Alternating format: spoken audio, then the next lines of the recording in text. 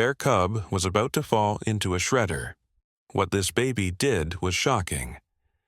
Let us know where you're watching from. If you love my content, consider supporting it with a super thanks. Also, don't forget to like and subscribe. It'll help us to remain in touch with amazing people like you. The morning sun filtered through the towering pines, casting dappled shadows across the weathered exterior of Dawson's mill. Nestled at the edge of Whispering Pine Forest, the sawmill had been a fixture in the small town of Riverbrook for generations. The scent of fresh sawdust hung in the air, mingling with the earthy aroma of the surrounding wilderness.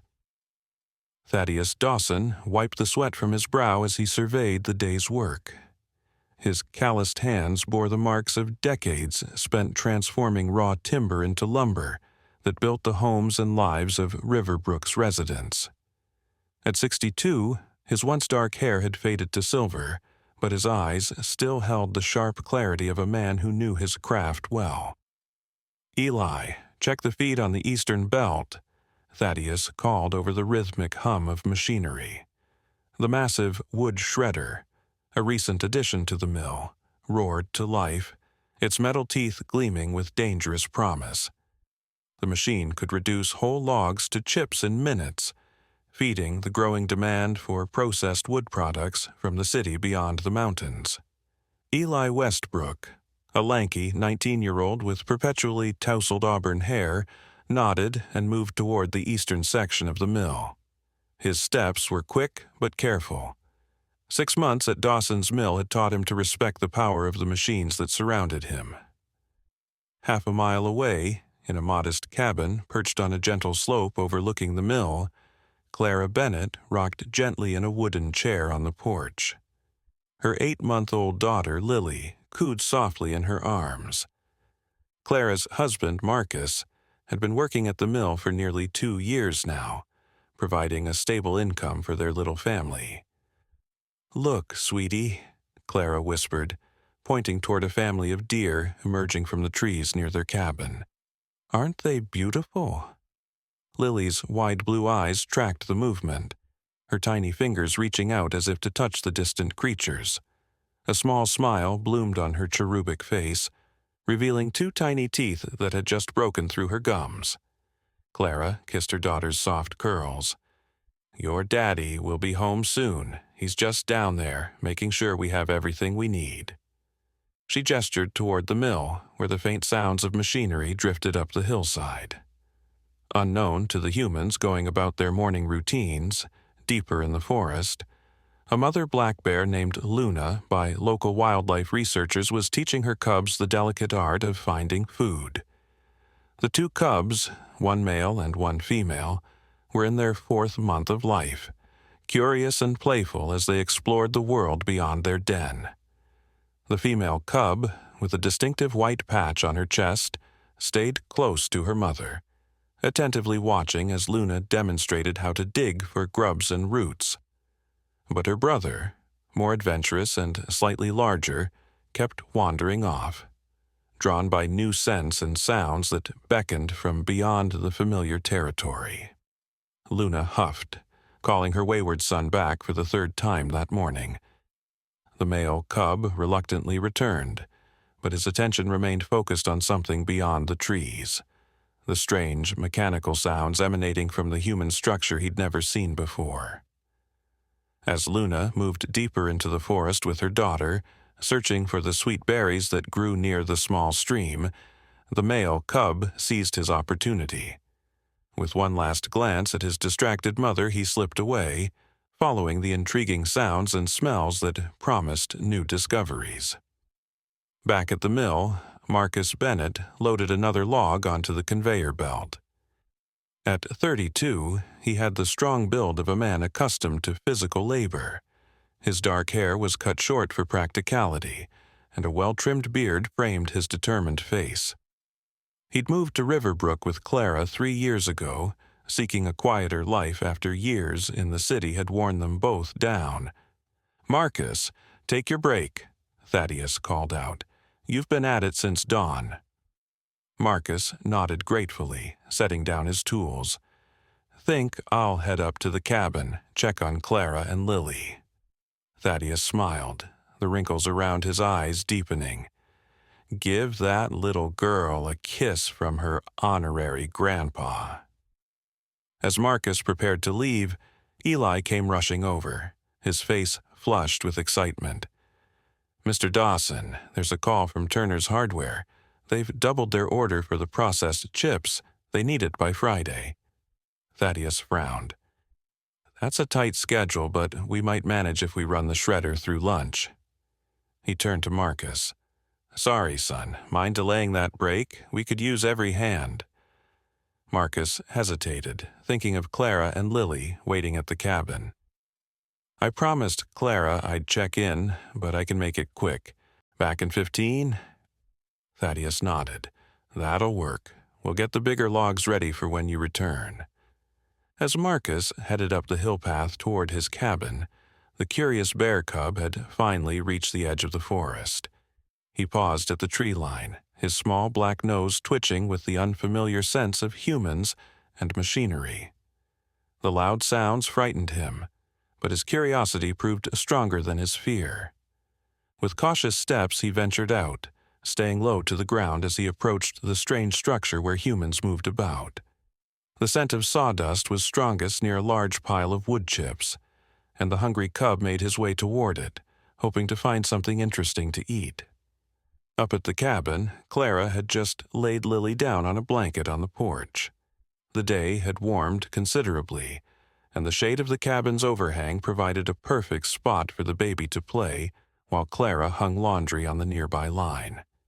"Look who's coming up the path," Clara said to Lily, spotting Marcus making his way up the hill. She waved, and Marcus quickened his pace, a smile spreading across his face at the sight of his family. "Just a quick visit," Marcus explained as he reached the cabin, sweeping Clara into a quick embrace. "We got a big order. Thaddius needs all hands." He crouched beside Lily, who squealed with delight and reached for him. "There's my little wildflower." Clara watched them with a tender smile. "We're fine here. The day is beautiful, and Lily's been an angel." Marcus nodded, savoring the moment of peace with his family. "I should be done by 5. Then it's just us for the evening." Back at the mill, the bear cub had grown bolder. Finding nothing edible in the pile of wood chips, he continued to explore, drawing closer to the main building where the machinery rumbled and whirred. The workers, focused on their tasks and unaccustomed to wildlife venturing so close, remained oblivious to the small intruder. Eli had moved to the southern conveyor belt, adjusting its speed to accommodate the larger logs that would soon be processed. The shredder loomed nearby, its metal teeth temporarily idle, but ready to roar back to life at the push of a button. The curious cub, now just yards from the main mill floor, spotted a small puddle of something shiny near the conveyor belt. Oil that had leaked from one of the machines glistened in the sunlight, catching the cub's attention.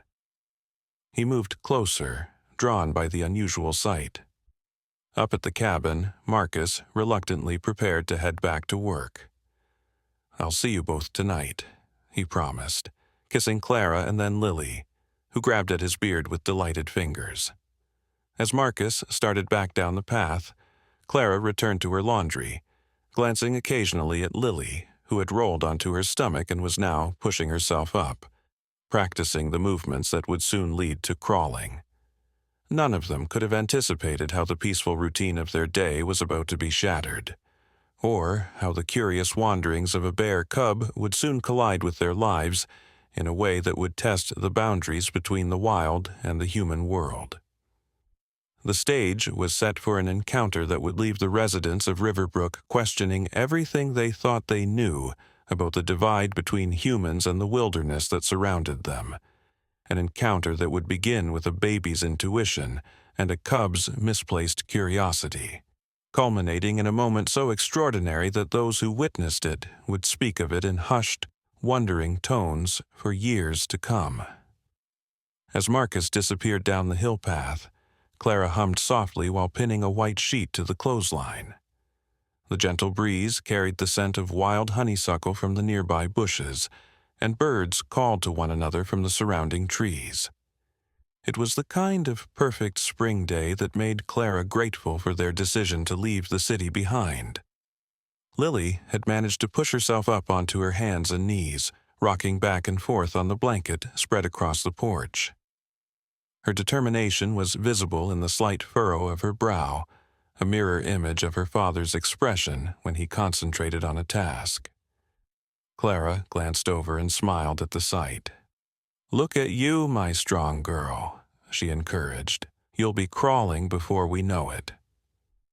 Down at the mill, Marcus rejoined the team, rolling up his sleeves as Thaddius outlined the plan to meet their deadline.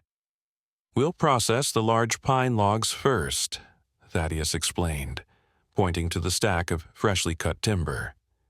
"Eli will manage the intake, I'll monitor the shredder, and Marcus, you and Rowan handle the outflow and packaging." Rowan Chen, a stocky man in his 40s with a perpetual 5 o'clock shadow, nodded from where he was adjusting the collection bins. Originally from Seattle, Rowan had moved to Riverbrook 5 years earlier, after a divorce had left him seeking a fresh start. His expertise with machinery had quickly made him indispensable at the mill. "Should have brought more coffee," Rowan muttered, glancing at his empty thermos. Going to be a long day. As the men prepared for the increased workload, the bear cub continued his exploration. The puddle of oil had proven disappointing, not at all the sweet-smelling substance he had hoped for. Undeterred, he followed his nose toward another promising scent. The remnants of Eli's lunch, a sandwich wrapped in wax paper that protruded slightly from a backpack hanging on a hook near the wall. The cub's approach went unnoticed as the workers focused on their tasks. The machinery roared back to life, the conveyor belt beginning its steady movement as Eli guided the first of the large logs into position. The rhythmic clank and whir of the mill provided a constant backdrop of sound that obscured the soft padding of the cub's paws on the sawdust-covered floor. Meanwhile, in the depths of the forest, Luna had finally noticed her son's absence. The mother bear huffed anxiously, her daughter cub close at her side as she retraced their path, sniffing for her missing offspring's scent. Her powerful nose soon caught his trail, and alarm rippled through her as she realized the direction he had taken, toward the human settlement and its strange, threatening smells. Luna quickened her pace, her protective instincts in full force. The female cub struggled to keep up with her mother's urgent movements, sensing the danger even without understanding its nature. Back at the cabin, Clara had just finished hanging the laundry when she noticed Lily had become unusually still. The baby had stopped her rocking motion and was now sitting upright, her gaze fixed intently down the hill toward the mill. Clara followed her daughter's line of sight, but saw nothing unusual. Just the familiar outline of the mill with its tall stacks and the thin plume of smoke rising from the main building. "What do you see, sweetheart?" Clara asked, crouching beside Lily. The baby made no sound but continued to stare, her expression unnervingly serious for one so young. A sudden chill ran down Clara's spine despite the warmth of the day. She'd heard stories of babies and animals sensing things that adults couldn't perceive. Old wives' tales, her mother would have called them. Yet the intensity of Lily's focus was unsettling. At the mill, disaster was brewing. The curious cub had finally reached Eli's backpack and was attempting to extract the sandwich with his claws when the hook gave way. The backpack tumbled to the floor with a thud, startling the cub and catching Eli's attention. "What the—" Eli turned, his eyes widening as he spotted the small black bear. "Mr. Dawson, there's a bear in the mill!" The sudden shout startled the cub, who bolted in panic, running deeper into the mill rather than toward the exit. In his terror, he scrambled onto the nearest elevated surface, the very conveyor belt that was steadily moving massive logs toward the shredder. "Cut the power!" Thaddius yelled, lunging for the main control panel. But in the chaos, Rowan, who hadn't seen the cub, misinterpreted the command. Thinking there was an issue with the wood flow, he increased the speed of the belt instead of shutting it down. "No, the main power," Thaddius clarified, his voice nearly lost in the suddenly accelerated roar of the machinery. The cub slipped on the moving belt, his small claws failing to find purchase on the smooth metal surface. As he tumbled and slid, the belt carried him inexorably toward the waiting maw of the shredder, its massive metal teeth spinning with lethal purpose. Marcus was the first to spot the cub's dire situation. "The shredder! There's a bear cub on the belt," he shouted, already running toward the emergency stop button located on the far side of the machine. Time seemed to slow as the workers realized what was happening. The cub let out a terrified yelp, the sound piercingly clear even above the industrial noise. The shredder loomed closer, its mechanical hunger indifferent to the life that was about to be fed into its grasp. Up at the cabin, Lily suddenly began to wail, not her usual cry of hunger or discomfort, but a sound so urgent and distressed that Clara immediately scooped her up, checking for injury. "What's wrong, baby? Are you hurt?" Clara asked frantically, but Lily continued to cry, her tiny body rigid as she pointed down toward the mill, tears streaming down her reddened face. Clara's maternal instinct surged. Something was wrong, terribly wrong. Without stopping to analyze the irrational impulse, she grabbed Lily and began to hurry down the path toward the mill, her heart pounding with inexplicable dread. At the forest's edge, Luna had picked up speed, charging through the underbrush with single-minded determination. The scent of her cub was stronger now, mixed with the alarming smells of humans and their machines. Her powerful muscles propelled her forward, the female cub struggling to keep pace behind her. Inside the mill, chaos reigned.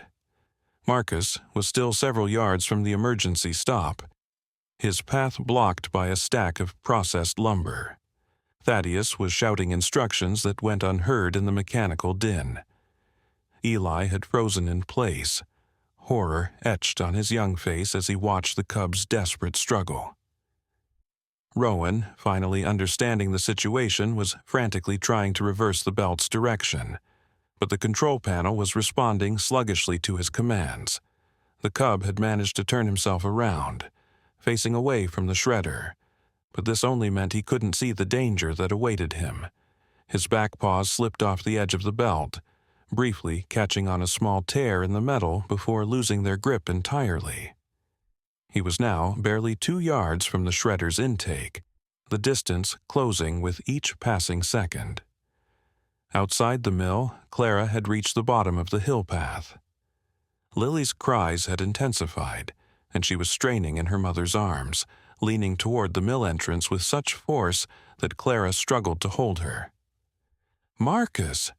Clara called out, but her voice was lost in the industrial cacophony. Then, in a moment that would later defy explanation, Lily's crying abruptly stopped. The baby's body went completely still in Clara's arms, her blue eyes wide and focused. Before Clara could react, Lily drew a deep breath and let out a sound that was neither a cry nor a word. A clear, piercing tone that seemed to cut through all other noise like a knife through water. The sound penetrated the mill, causing every man inside to pause momentarily. Even the machinery seemed to hesitate, though that was surely an illusion born of the moment's intensity. In that fraction of a second's pause, Marcus spotted the clear path to the emergency stop. He lunged forward, his hand slamming down on the large red button with all the force he could muster. The response was immediate. The conveyor belt juddered to a halt, the shredder's roar diminishing to a low grumble before silence fell over the mill. The cub, mere inches from the machine's teeth, lay trembling on the now stationary belt, too terrified to move. The sudden silence was broken by a much more terrifying sound, the deep, throaty growl of an adult bear. Luna had arrived at the mill's open loading bay, her massive form silhouetted against the daylight, fury and fear emanating from her in palpable waves. "Nobody move," Thaddius whispered, his eyes locked on the mother bear. "Don't make any sudden movements." Clara stood frozen at the mill entrance, Lily clutched tightly to her chest. The baby had gone quiet again, but her gaze remained fixed on the scene before them. The terrified cub, the growling mother, and the 4 men caught in a tableau of suspended danger. What happened next would change the lives of everyone present. Luna took a step into the mill, her growl deepening as she assessed the situation. Her cub remained paralyzed on the belt, separated from her by the width of the mill floor and 4 humans who stood between them. In Clara's arms, Lily began to squirm insistently. Before anyone could react, the baby made a sound. Not the piercing tone from before, but a soft cooing, almost like a gentle humming. It was barely audible, yet somehow it carried across the tense silence of the mill. The mother bear's ears twitched. Her growl faltered as she turned her massive head toward the sound. Her eyes, dark and intelligent, found Lily's blue ones across the distance. For a breathless moment, something inexplicable passed between them. The human infant and the wild predator. A connection that transcended species, language, and the natural order of things. Then, to everyone's astonishment, Luna's aggressive posture softened. Her growl faded to a low rumble, then ceased entirely. She remained alert, her eyes never leaving Lily's, but the immediate threat of attack had mysteriously diminished. "Clara," Marcus whispered, not daring to move. "Take Lily and back away slowly." But Clara found herself unable to comply. Something held her in place. The same intuition that had brought her running down the hill, the same inexplicable force that seemed to be guiding her daughter's unusual behavior. "Wait," she whispered back. "Just wait." Lily continued her soft cooing, the sound weaving a spell of calm through the charged atmosphere. And then, to the amazement of every adult present, the baby extended one tiny hand toward the mother bear in a gesture that seemed almost like, "Welcome." Luna watched the baby's movement with acute attention. Then, after what seemed an eternity, but was likely only seconds, she made a sound of her own, a low, rumbling chuff that bear researchers would recognize as a sound mothers make to reassure their cubs. The response was immediate. The cub on the conveyor belt raised his head, his terror momentarily overcome by the familiar call of his mother. He scrambled to his feet, still wobbly, but now animated by hope. "We need to help the cub get to his mother," Clara said softly, her voice steady despite the hammer of her heart. "That's what Lily is trying to tell us." Marcus looked at his wife as if she had lost her mind. "Clara, that's a wild bear. We can't—" "Look at them," Clara interrupted, nodding toward Luna and Lily, who remained locked in their improbable connection. "Just look." Indeed, the scene before them defied all conventional wisdom about wild animal behavior. Luna was now sitting on her haunches, her aggressive posture completely gone, though her eyes remained vigilant. The bear cub had managed to turn around on the belt but seemed unsure how to get down from his precarious perch. And Lily, still cradled in her mother's arms, continued her gentle cooing, her hand extended, her expression serene in a way that seemed impossible for an infant her age. "I've never seen anything like it," Thaddius murmured, his weathered face slack with wonder. Eli, who had been frozen near the control panel, quietly asked, "What do we do, Mr. Dawson?" Thaddius hesitated, trapped between his knowledge of wild animal danger and the inexplicable calm that had settled over the mill. Finally, he made a decision. "Rowan," he said softly, "you're closest to the belt controls. Can you lower the incline on the eastern section? Make a gentle slope for the cub to walk down?" Rowan nodded, his movements deliberately slow as he reached for the control panel.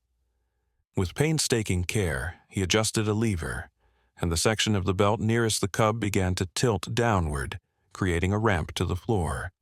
The cub, sensing the change beneath his paws, crouched lower, uncertain.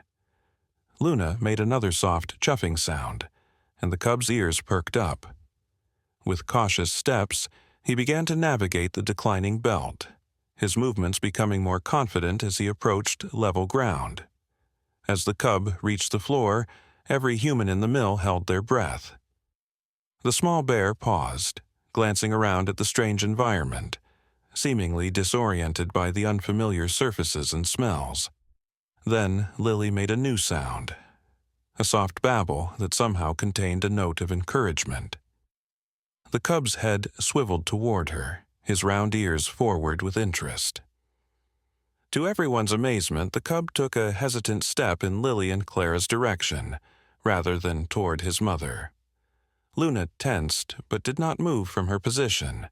Her eyes tracked her cub's progress with maternal vigilance, but she made no attempt to call him back or advance to retrieve him. "Don't move," Marcus whispered to Clara. But again, she felt guided by something beyond rational thought. "It's okay," she soothed, as much to the anxious men as to the animals before them. "Lily knows what she's doing." The words would have sounded absurd in any other context, attributing knowing intention to an 8-month-old baby. Yet, in that extraordinary moment, no one thought to question it. The bear cub continued his approach, each step more confident than the last. When he was about 10 feet from Clara and Lily, he paused again, his small black nose working overtime as he processed their scent. Lily's cooing changed in pitch, becoming almost melodic. She leaned forward in her mother's arms, her hand still extended, fingers splayed as if in invitation. The cub sat back on his haunches, mirroring his mother's posture. For a tense moment, he simply watched the strange human cub that made such interesting sounds. Then, in a movement so natural it seemed choreographed, the bear cub rose and closed the remaining distance. He stopped just short of Clara's feet, looking up at Lily with unmistakable curiosity. Clara's arms trembled with the effort of remaining still.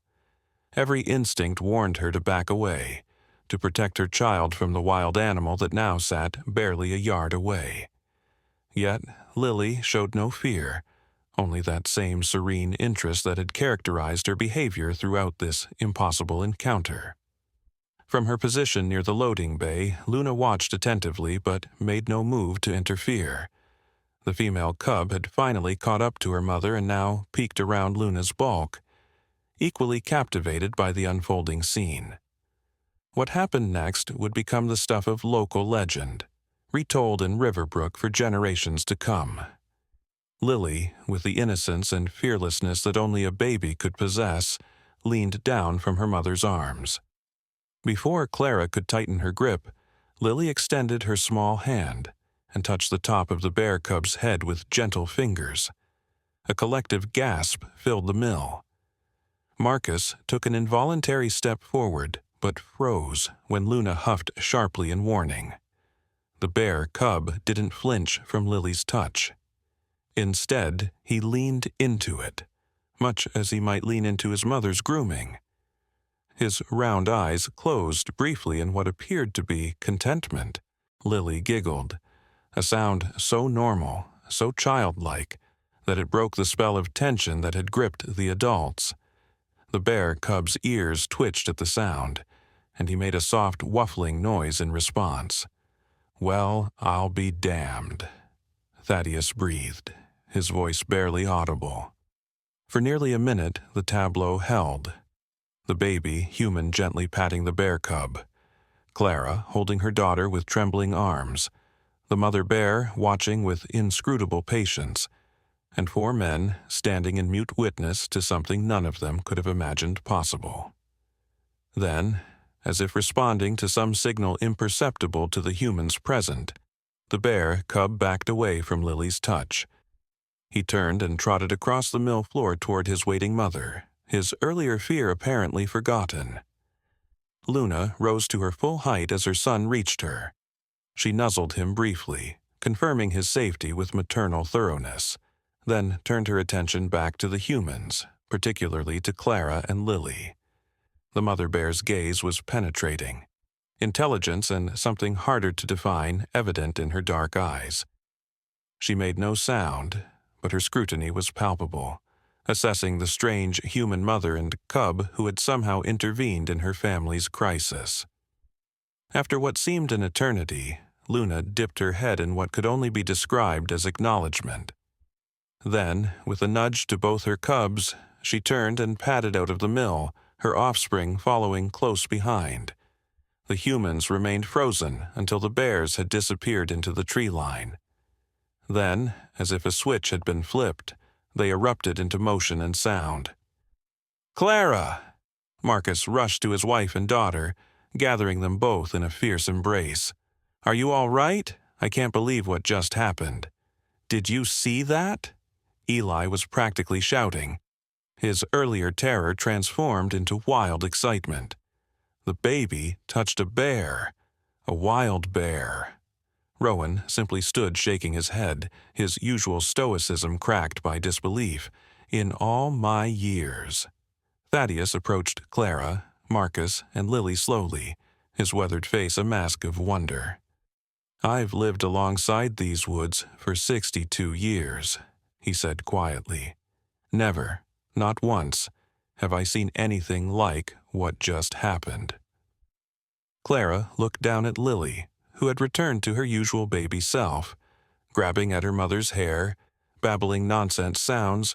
Her earlier otherworldly calm completely vanished. "I don't understand it," Clara admitted. It was like she knew, like she could somehow communicate with them. "She saved that cub's life," Marcus said, gently touching his daughter's cheek. "If she hadn't made that sound when she did, I wouldn't have seen the path to the emergency stop in time." "It's more than that," Thaddius said thoughtfully.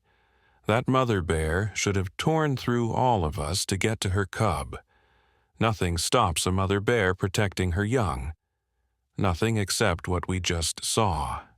The group fell silent, the enormity of what they had witnessed settling over them like a blanket of snow, transforming the familiar landscape of their understanding into something new and unexplored.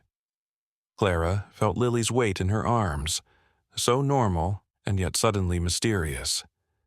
What had happened here? What hidden connection had her daughter accessed that allowed her to bridge the divide between human and wild in a way that defied explanation? As if sensing her mother's thoughts, Lily looked up at Clara with her clear blue eyes. For a moment, Clara glimpsed something ancient and knowing in her daughter's gaze, a wisdom that seemed to transcend her infant limitations. Then Lily smiled, revealing her 2 tiny teeth, and the impression vanished, leaving only a normal, healthy baby girl. "We should get back to the cabin," Clara said softly. "It's been quite a day." As the group began to disperse, each person lost in their own thoughts about what they had witnessed. None of them noticed the large black raven perched on the mill's roof edge. The bird had observed the entire encounter with unblinking eyes that reflected an intelligence far beyond that of an ordinary corvid. As Clara, Marcus, and Lily started up the path toward their cabin, the raven spread its glossy wings and launched into flight.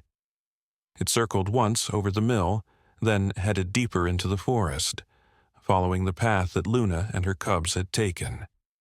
Deep in the woods, where ancient trees grew so close together that sunlight barely penetrated to the forest floor, The raven descended to a moss-covered clearing. In the center stood a formation of stones arranged in a circle, their surfaces etched with symbols older than human memory. The raven landed on the largest stone and waited, its feathers gleaming with an iridescence that seemed to shift between natural black and something else, something that caught and reflected colors that had no name in human language. Minutes passed, and then a shadowy figure emerged from between the trees, tall and slender, with features that seemed to blur when viewed directly. The figure approached the stone circle with silent steps. "So it has begun," the figure said, its voice neither male nor female, but somehow both and neither. "The child has awakened." The raven bobbed its head in what might have been agreement, then opened its beak and spoke, not with a bird's harsh caw, but with words as clear as any human's. "Sooner than expected," the raven replied. "The convergence accelerates." The figure nodded, reaching out a long-fingered hand to stroke the raven's glossy head. "The mother suspects nothing?" "She senses but does not know," the raven answered. "The father is blind to it entirely. Only the old human, the one with silver hair, he has seen such things before, though he has forgotten. And the bears. The mother bear understands more than the humans. She will remember, and she will return when the time comes." The figure was silent for a moment, contemplating this information. Then it spoke again, its voice rustling like leaves in a midnight breeze.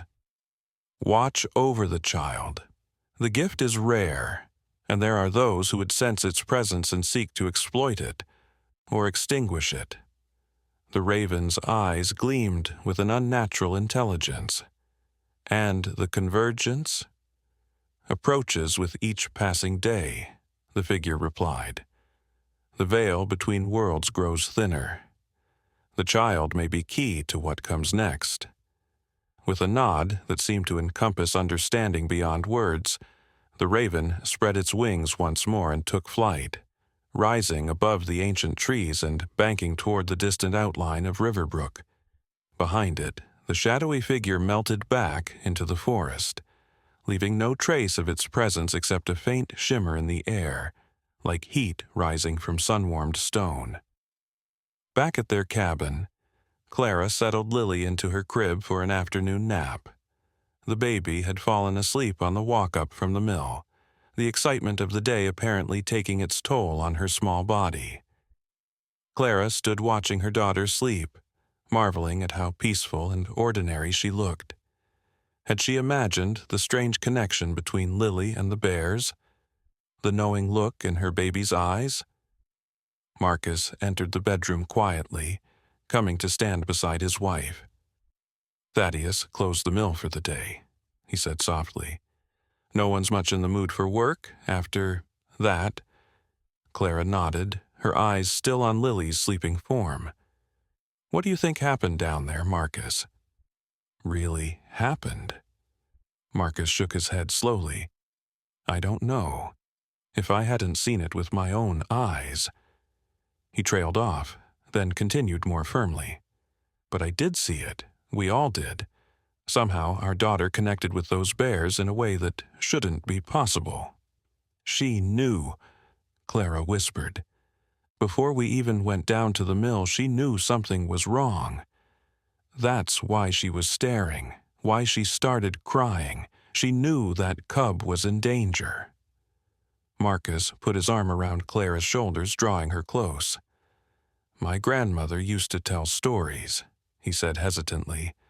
"Old stories from her homeland about children born with special gifts, connections to the natural world, to animals, to things beyond ordinary understanding."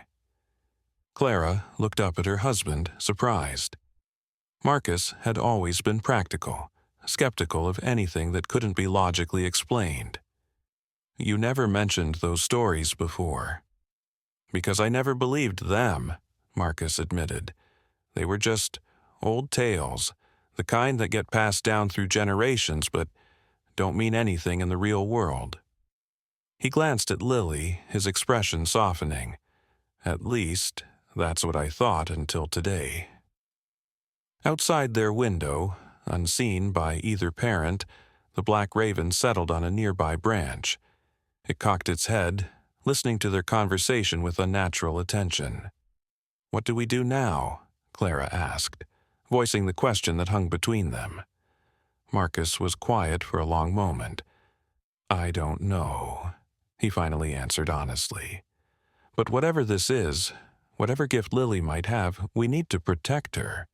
The world isn't always kind to things it doesn't understand." Clara nodded, a mixture of wonder and trepidation filling her heart as she gazed at her sleeping daughter. "Do you think it will happen again?" Before Marcus could answer, a soft tap came at their window. Both parents turned to see the raven perched on the sill, its dark eyes fixed on them with unsettling intelligence. "That's odd," Marcus murmured, moving closer to the window. "Ravens don't usually come this close to people."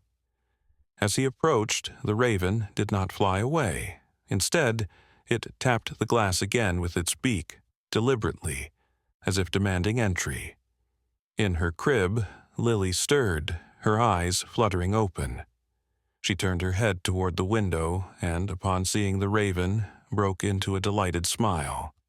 She reached out with one small hand, just as she had reached for the bear cub hours earlier.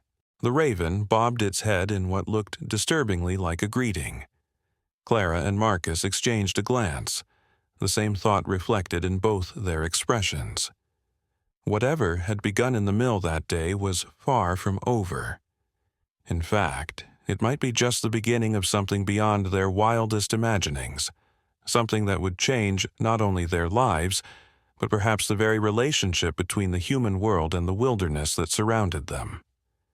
And at the center of it all, gurgling happily in her crib, was their daughter, ordinary and extraordinary, innocent and knowing, a bridge between worlds that should never have been able to meet.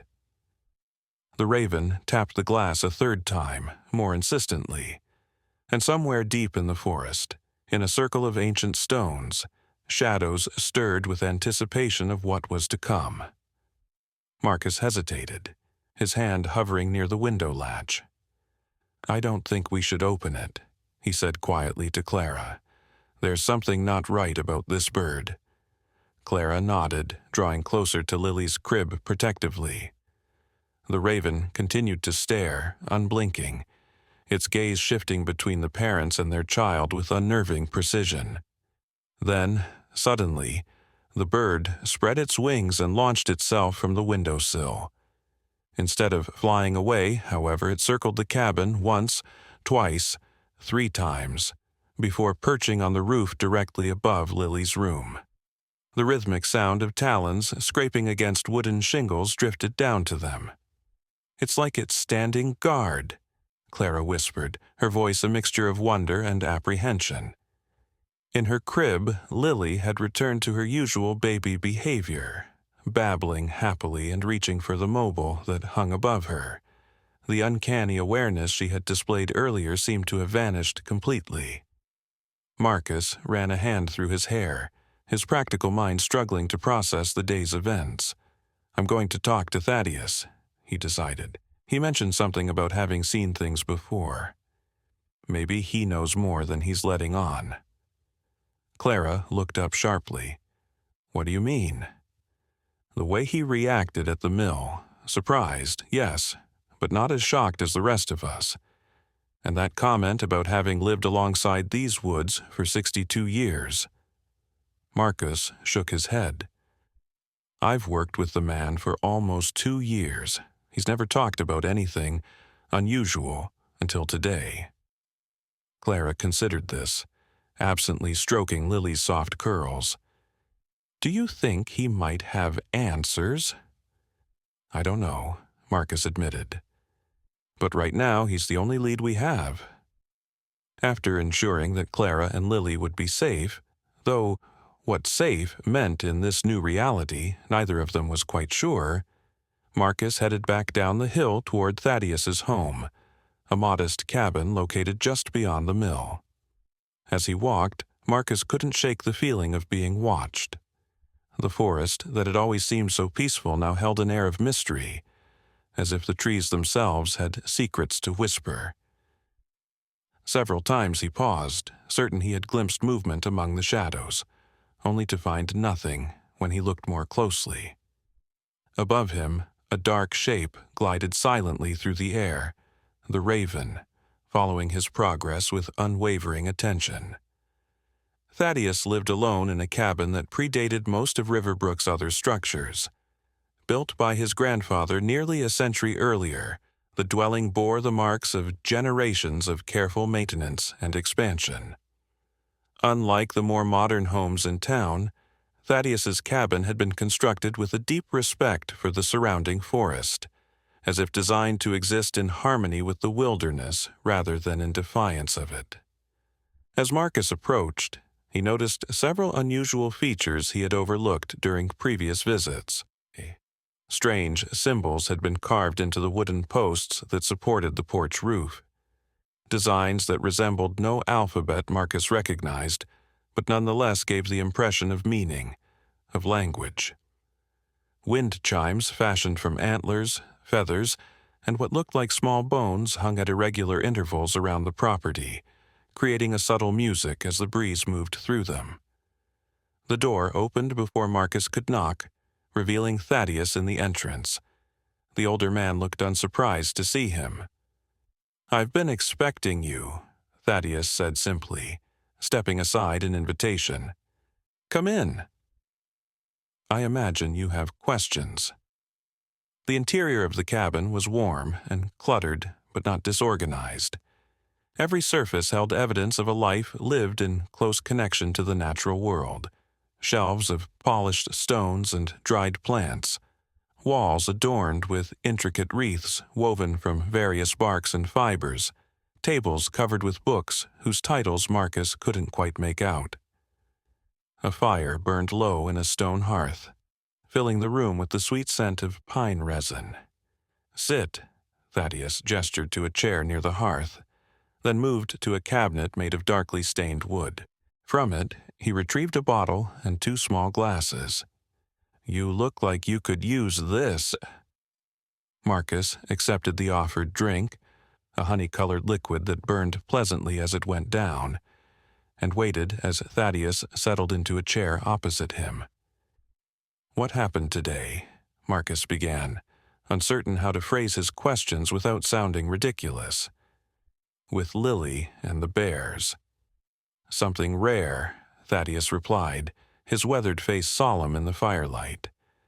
"Something I've seen only twice before in all my years." "You've seen this before?" Marcus leaned forward, hope and dread mingling in his chest. "Children communicating with wild animals?" Thaddius took a sip from his glass, his eyes distant with memory. "The first time was when I was just a boy, no more than 7. There was a girl in Riverbrook then. Eliza Mercer was her name. Sweet child, always singing to herself. One winter, a pack of wolves came down from the high country, driven by hunger. People were scared, keeping their children close, their livestock closer." He paused, running a thumb along the rim of his glass. "Eliza wandered off during a snowstorm. Her parents were frantic. The whole town searched for hours. When they found her..." Thaddius shook his head slowly. "She was curled up asleep in a hollow log, surrounded by the wolf pack. Not a mark on her. The wolves had sheltered her from the storm, kept her warm with their bodies." Marcus stared, his drink forgotten in his hand. "What happened to her? To Eliza?" A shadow passed over Thaddius's face. "Her family left Riverbrook within a month. Too many questions, too many frightened looks from neighbors. I heard later she grew up to become some kind of animal doctor out east." "And the second time?" Marcus prompted when Thaddius fell silent. The older man met his gaze directly. "My wife, Eleanor." This revelation stunned Marcus into silence. In the 2 years he had known Thaddius, the man had rarely mentioned his late wife, and never in any detail. Eleanor understood animals in a way that wasn't natural, or at least not what most folks would call natural.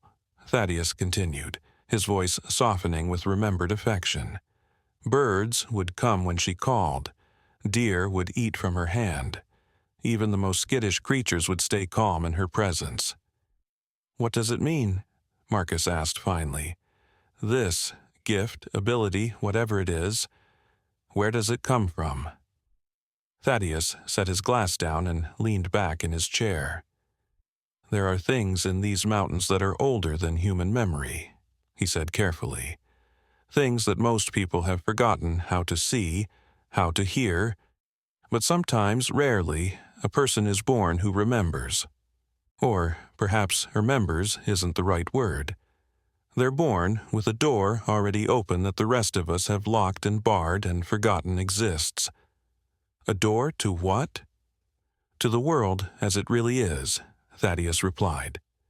"Not divided into human and wild, civilized and natural, but whole, connected." He paused, studying Marcus's face. "Your Lily has such a door inside her.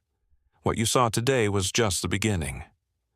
Marcus felt a chill despite the warmth of the hearth. "Is she in danger?"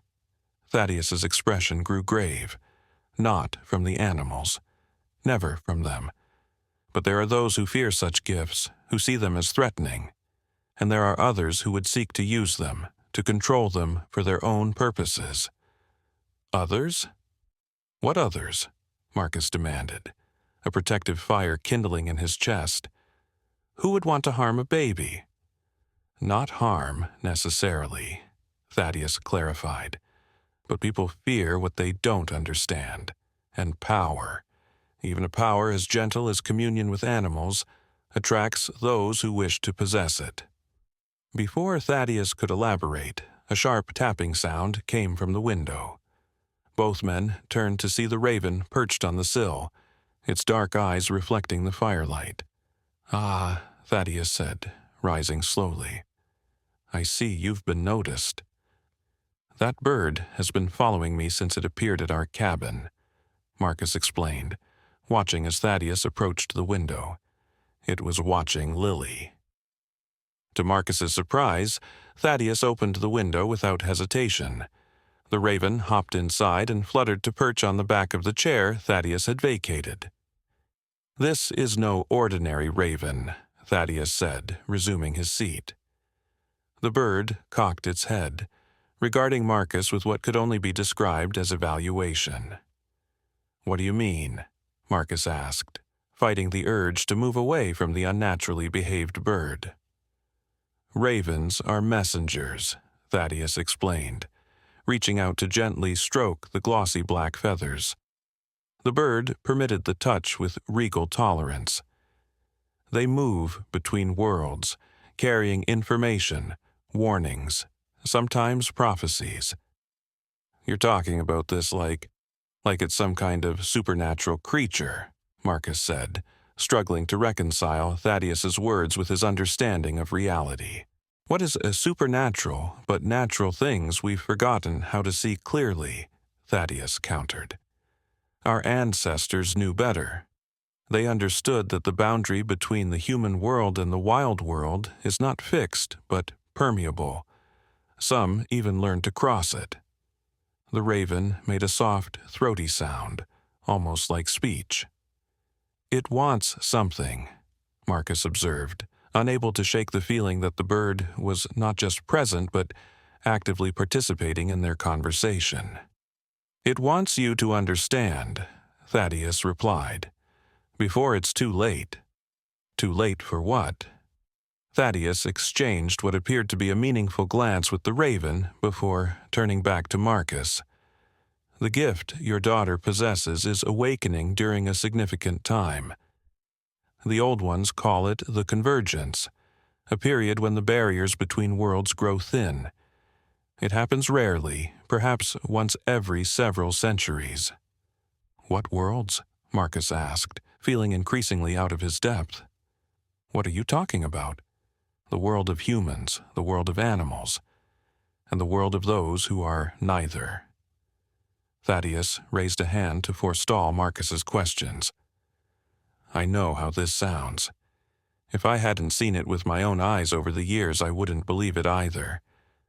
Marcus took a deep breath, trying to ground himself in rationality, even as the day's events had shown him that rationality might have its limits. What does this mean for Lily, for our family? It means you have choices to make, Thaddius said gravely. Your daughter has been recognized by forces most people never encounter. The Raven's presence proves that. You can try to ignore it, to pretend today was nothing more than a strange coincidence. But I warn you, that path leads only to greater danger. Or, Marcus prompted, or you can accept what is happening and learn to protect her, guide her, help her understand her gift as she grows. How? Thaddius smiled faintly. That's where I come in.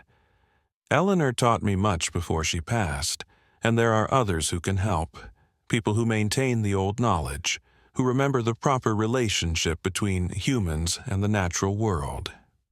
The Raven suddenly took flight, circling the room once before landing on Thaddius's shoulder. It bent its head close to the old man's ear, making a series of soft sounds that were eerily similar to whispered words. Thaddius's expression changed, growing more serious. There's something else, he said after the bird fell silent. Something urgent. The Raven says there are strangers in the forest, men who seek the child with the open door. Marcus stood abruptly. Clara and Lily are alone at the cabin. I need to get back to them. Wait, Thaddius cautioned, rising as well. You mustn't go alone. These men, they're not ordinary hunters or hikers. They belong to an organization that has sought people like Lily for generations. What organization? Who are they? They call themselves the Boundary, Thaddius explained grimly. They believe the separation between humans and the natural world must be maintained at all costs. Throughout history, they've eliminated those who threaten that separation. Cold fear gripped Marcus's heart. Are you saying these people would hurt a baby? My baby? They would see her gift as a contamination, a breach in the wall they've dedicated themselves to maintaining, Thaddius confirmed. In their minds, they're protecting humanity from what they perceive as dangerous influence. This is insane, Marcus muttered. But even as he spoke, the memory of Lily's connection with the bears rose in his mind. If he hadn't seen it himself, wouldn't he also find such a story unbelievable? Threatening, even. The Raven launched from Thaddius's shoulder and flew to the open window, looking back expectantly. We should follow, Thaddius said, reaching for a worn leather jacket hanging by the door. From a chest near the entrance, he retrieved what looked like an ancient rifle, its wood stock polished by decades of handling. Is that necessary? Marcus asked, eyeing the weapon. I pray it won't be, Thaddius replied, checking the mechanism with practiced hands. But the Boundary does not hesitate to use force when they believe their cause requires it. Together, they left the cabin, following the Raven as it led them along a narrow path that wound through the trees. Instead of heading directly toward Marcus's home, however, the bird led them on a circuitous route that skirted the edge of the deeper forest. Where is it taking us? Marcus whispered, aware suddenly of how silent the woods had become. No bird song, no rustling of small creatures in the underbrush, only the soft sound of their own footsteps and the occasional call of the Raven, urging them forward. A safer approach, Thaddius murmured. The Raven sees what we cannot. As they moved deeper into the forest, Marcus became aware of subtle changes in their surroundings. The trees here were older, more massive than those near the town. Moss grew thick on their northern sides, and strange fungi, some glowing faintly even in the afternoon light, sprouted from fallen logs. The air felt different, too, somehow heavier with moisture and fragrant with unfamiliar scents. The raven led them to a small clearing where a stream bubbled over smooth stones. There it landed on a low-hanging branch and waited. "Why have we stopped?" Marcus asked, anxiety for his family building with each passing moment. Thaddius raised a hand for silence, his head tilted as if listening to something beyond human hearing. After a long moment, he nodded. "We're not alone," he said softly. As if summoned by his words, a figure emerged from the shadows on the opposite side of the clearing. For a disorienting moment, Marcus couldn't determine if he was looking at a man or a woman. The figure seemed to shift subtly depending on how the light fell across it. "Thaddius Dawson," the figure spoke, its voice neither definitively male nor female. "It has been many seasons since you sought counsel." "Nimian," Thaddius acknowledged with a respectful nod. "I wouldn't disturb you if the need weren't great." The figure, Nimian, stepped further into the clearing. As it moved into clearer view, Marcus struggled to focus on its features, which seemed to blur and change when viewed directly. "The child with the open door," Nimian said, turning its attention to Marcus. "You are her father." It wasn't a question, but Marcus found himself nodding anyway. "My daughter, Lily. The Boundary has sent hunters," Nimian stated. 3 entered the forest at dawn. They bear instruments of iron and silver, and their hearts are closed to the old ways. "We need to warn Clara," Marcus insisted, turning to Thaddius. "We need to get to them before these hunters do." "Your mate and child are not unprotected," Nimian said, raising a long-fingered hand. "The Guardians were called when the child first demonstrated her gift." "Guardians?" Marcus questioned. "What Guardians?" In answer, Nimian made a fluid gesture toward the stream. The water's surface rippled, then stilled, becoming mirror-smooth despite the current. In its reflection, Marcus saw not the overhanging trees, but an image of his own cabin. Clara was visible through the window, moving about the kitchen while Lily played in a small enclosure nearby. And surrounding the cabin, barely visible among the trees and underbrush, were shapes, animal shapes. A massive bear that Marcus recognized as Luna, the mother from the mill incident, sat watchfully at the edge of the forest. Near her, a pack of wolves lay in relaxed alertness under the shadow of a large oak. Birds of various species perched in the trees, their formations too orderly to be natural. "They came of their own accord," Nimian explained, observing Marcus's stunned expression. "Drawn by the child's awakening, they will prevent the boundary hunters from approaching openly." "But they're just animals," Marcus protested, even as he recalled how very un-animal-like Luna's behavior had been at the mill. "Against armed men." "They are not just anything," Nimian corrected, a hint of reproof in its fluid voice. "They are the first Guardians, the oldest alliance, and they are more than sufficient to keep watch until you return." The image in the stream shifted, showing 3 men moving through a different section of the forest. They wore modern hiking clothes but carried themselves with the alert precision of military training. Each wore a pendant of what appeared to be silver, shaped into a symbol that resembled a wall or barrier. They carried packs and what looked like specialized equipment, though from the distorted reflection, Marcus couldn't make out details. "The boundary hunters seek a direct approach to your dwelling," Nimian observed. "But the forest will not make their path easy." Even as the strange being spoke, Marcus saw the underbrush in the reflection thicken almost imperceptibly before the men, forcing them to alter their course. A deadfall that hadn't been there moments before blocked an obvious route, requiring a detour that led them subtly away from the direction of the cabin. "The forest itself is responding to Lily," Marcus asked, struggling to absorb this new reality. The old growth remembers, Nimian replied. Trees have longer memories than any human. They recall a time when the boundaries between worlds were fluid, when your kind and ours lived in balanced awareness of each other. Your kind? Marcus looked more closely at the figure before him, suddenly understanding that he was in the presence of something. Someone, not human in any conventional sense. Nimian smiled, the expression somehow both familiar and utterly alien. We have been called many names by your people over the centuries. Fae, spirits, the hidden folk. The truth is both simpler and more complex than your legends suggest. What do these boundary hunters want with my daughter?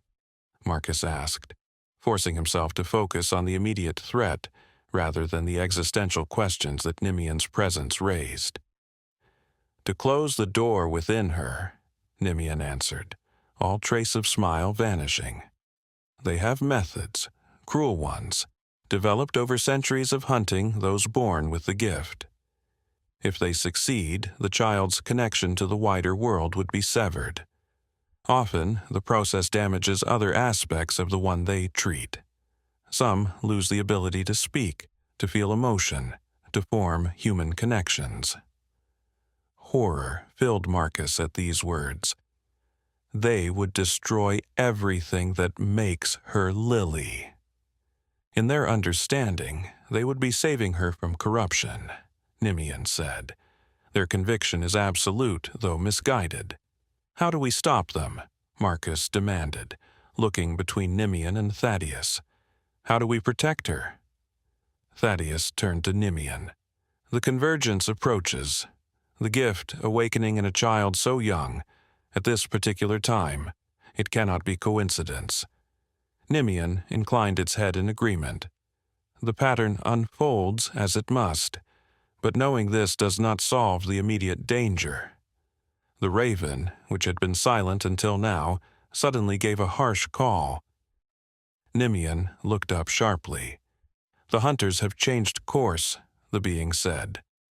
Something has drawn their attention, something powerful enough to override the forest's misdirection. With a flick of its wrist, Nimian dispelled the image in the stream. You must return to your dwelling now, Marcus Bennett. Take the old trail that follows the ridgeline. It will be quicker than the path you know. What about you? Marcus asked, already turning to leave. And the hunters? Thaddius will accompany you, Nimian replied. As for the hunters, something ancient and dangerous flickered in the being's shifting features. I will ensure they become temporarily lost. Thank you, Marcus said, meaning it despite the surreal nature of the interaction. Nimian's expression softened slightly. Your child's gift honors the old ways. In protecting her, you protect something precious that the world has nearly forgotten. Go now. With a final nod to the mysterious being, Marcus and Thaddius hurried from the clearing, the raven flying ahead to guide their way. As they followed the ridgeline trail, a path Marcus had never noticed despite his familiarity with the area, Thaddius filled in more of what Marcus needed to know. The boundary has existed for centuries, the older man explained as they moved swiftly through the trees. They began during a time when fear of the wild was at its height, when forests were seen as places of danger and corruption rather than sources of life and balance. And they've been hunting people like Lily all this time, Marcus asked, ducking under a low-hanging branch. How have I never heard of this? They operate in secret, and their methods ensure their activities remain hidden, Thaddius replied grimly. Mysterious disappearances, unexplained illnesses that change a person's personality or abilities, children who suddenly become withdrawn or lose their apparent imaginary friends. Many of these could be traced to the boundaries work, if one knew what to look for.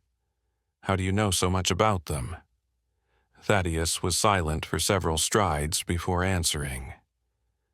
"Eleanor and I had a daughter," he said finally, his voice heavy with old grief. "Sarah. She had her mother's gift, even stronger perhaps. When she was 6, men came to our home while I was at work. They identified themselves as representatives from a special school for gifted children. Eleanor, sensing something wrong, refused them. The next day they returned with official-looking papers.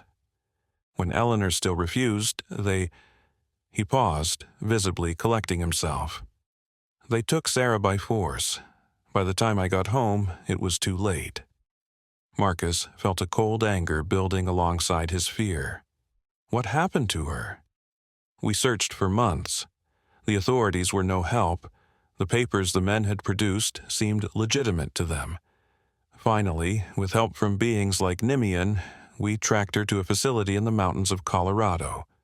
When we found her..." Thaddius's voice broke.